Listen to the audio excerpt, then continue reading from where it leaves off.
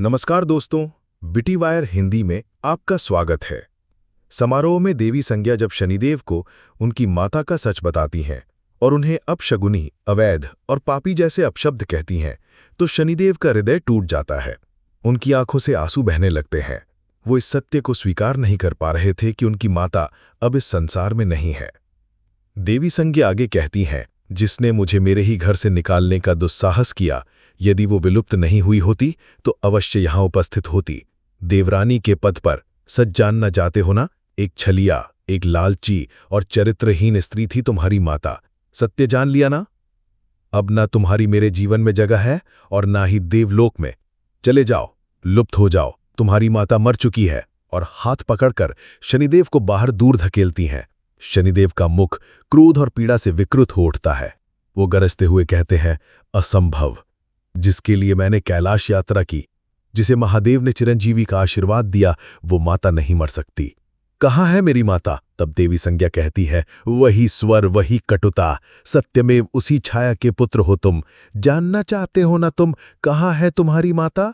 और प्रकाश के सामने खड़ी हो जाती हैं और अपनी परछाई पर पैर रखती हैं और कहती हैं, मेरे मुख की तरफ नहीं, मेरे चरणों में देखो शनि। देखो मेरे चरणों में, जहां से आई थी वहीं लुप्त हो गई।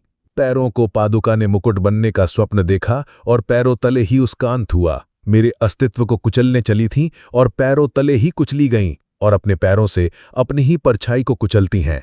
ये देख शनिदेव क्रोधित हो जाते हैं। वो दौड़कर आते हैं और जोर से देवी संज्ञा की कोख पर अपने पैर से प्रहार करते हैं। देवी संज्ञा करहाती हुई दूर जा गिरती हैं।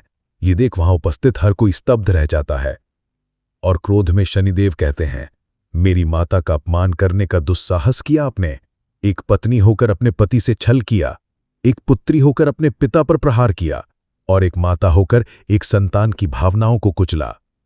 संसार कहता है कि एक पुत्र कुपुत्र हो सकता है, पर एक माता कभी कुमाता नहीं हो सकती। परंतु आज आपने ये सिद्ध कर दिया कि एक माता भी कुमाता हो सकती है।